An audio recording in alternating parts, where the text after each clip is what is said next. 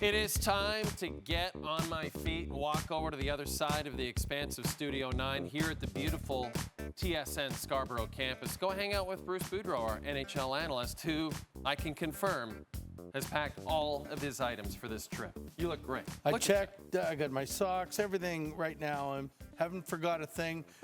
Feel right on top of my game tonight. I love it. I love it. Your buddy Alex Ovechkin, absolutely on top of his game. Goal number 889, 6 back of passing Wayne Gretzky for the all-time record. And he does it, you know, late in the third period of a very close game to tie it. You've been around him so much on a daily basis.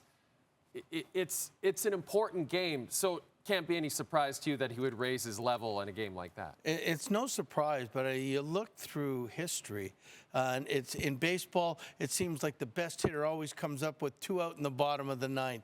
And Alex is there, and he's been doing it forever.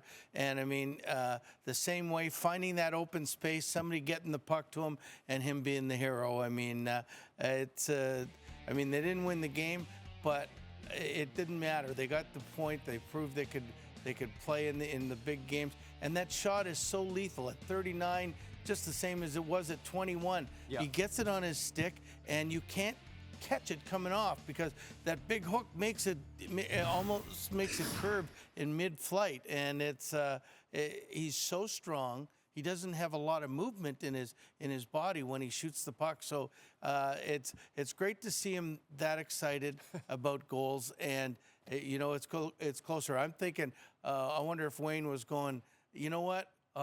Darn, now I got to start going to all the games, yes. Right? So, because didn't they say with 5 goals or less or something like that? He's going to start basically traveling with the Capitals so that he's there when the record's broken. I'm thinking that he's not going to be in Minnesota in the next game, but when he comes home, I think Wayne and Mr. Bettman might be in the audience to see history. Wayne might have to get an Airbnb in the D.C. area. I also love that Ovi was walking around Winnipeg on Tuesday, eating flaming Cheetos, strolling around.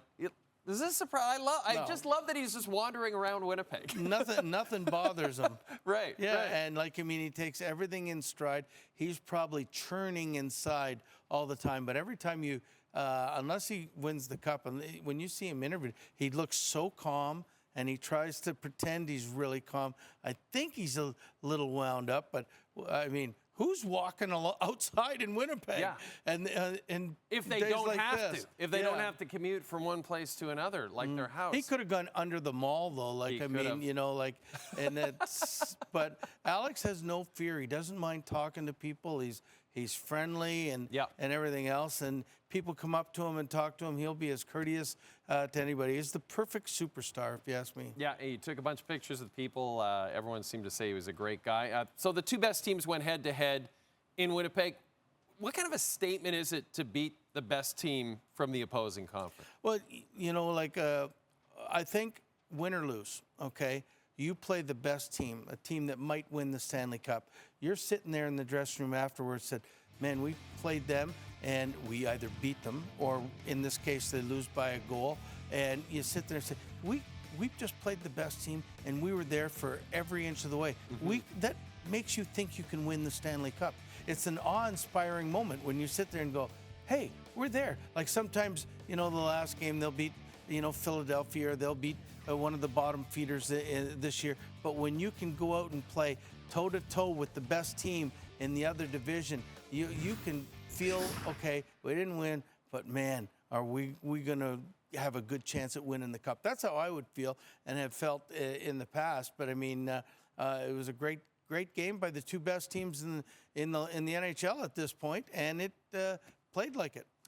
Now, I want to switch gears and talk to you about John Tortorella and what he said after this loss. Very, very interesting. 7-2 loss to the Toronto Maple Leafs after the game.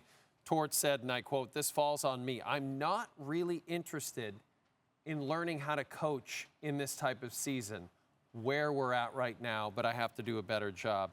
A lot of people are saying, well, then maybe don't take the money. What did you think of those comments? Well, you know, I preface it by saying he's been a great coach, and he probably still is. But I mean, when he's thinking that I'm not ready to coach, how are the players thinking I'm ready to play for him. That's the way I would look at you. You're quitting on me, and I don't like using those words, but you want me to play for you. And you know why? That's why, I mean, I've had some really good GM for me was Chuck Fletcher, and he would come down on any game, like, I mean, that meant something like this, and he'd sit there and he'd say, what's your message going to be? Calm down. Don't go out for 5 minutes before you meet the media. And I think that's one of the things Torch should have to do is just hold on here, take a deep breath before you say something that sounds like it's not you. Like, I mean, you know he's an intense man, and he comes and he wants to win, but it sounds like, I'm not interested in coaching a bad team. Yeah. And so the players who don't want to be bad players are sitting there, well, I don't want to play for a coach that doesn't want to try to help me. Yeah. That's what it makes it sound like. I mean, it seems like when Farabee and Frost got traded to the Flames, this team just kind of imploded. Like, it really does. Emotionally, they imploded. And then the Sens, they've lost 3 of 4. They had just won 6 straight.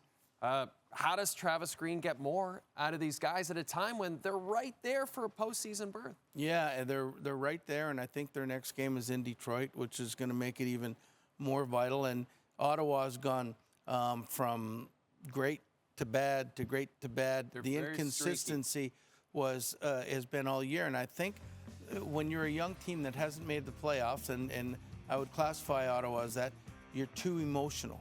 So when they get emotional and they have these emotional stretches of winning, they can have the same thing of emotional stretches of losing. And I think you've heard all of those sayings about staying on an even keel and, you know, being businesslike, and I always liken it to the 70 Russians, the 70 where you couldn't see a smile on their face. You didn't know if they were happy or bad or sad when they won or lost, and that's what it reminds me of. But I mean, I think those guys, when they lose, they start to. The players, not the coaching staff, starts to panic and gets too emotional on every mistake. And when they win, everything is going so good, they think it's easy. And I mean, that's why I think Ottawa's had so many swings this year. And, you know, they got to calm themselves down a bit because they're a really good hockey team. Just want them to get there, experience it. Even if it's for a round or two, they'll be so much better in the long run. The Blues, they just keep on winning. The Flames won as well. Vancouver won yesterday. This is an awesome race for the wild card in the Western Conference. It's so much fun to watch. Utah's in there as well. But, man, St. Louis looks so good since the Four Nations break. Do you see them grabbing that final spot? Well, I really do. And I'll tell you when it dawned on me, I was doing the Caps pre- and post-game one, it was about 3 weeks ago, right after the Four Nations. And St. Louis came in and beat them 5-1, I think, or 4-1. And they looked to me like the Boston Bruins when they won 62 games that year. I mean, their defense was impeccable. They were keeping everything to the outside. They were opportunistic. And I remember saying to my partner, and I was saying, hey, these guys are going to make the playoffs. They are going to be a tough team to beat. And especially after the Four Nations, you said, okay, Binnington, he can, when he wants to, he can do the job. And they did it in 2019 of coming back from last place to this. And so, I mean, I really see them not only making it, all of a sudden in the West, whoever ends up in first, if they have to play St. Louis, doesn't seem like it's going to be an easy one. Like, absolutely I mean, you think Winnipeg, if they were playing Vancouver or Calgary, it might be like an easy out. But if you're playing St. Louis, it's not going to be easy. Calgary, by the way, 4 points back of St. Louis right now, but they have 3 games in hand. What a season for Calgary. It's incredible. And, you know, to me, I mean, they're starting to talk about the awards and everything now. If Calgary makes it, Dustin Wolf to me, has got to be the hands-down winner because he's the reason. All the other guys that are up for it, none of them are in the playoffs. Right. And, you know, I mean, it's easy for a scorer to score when nobody cares if you're plus or you're minus or you win or you lose. But when you've got the pressure on you every night to win and you're the head guy, I mean, to me, that's Rookie of the Year stuff. I couldn't agree with you more.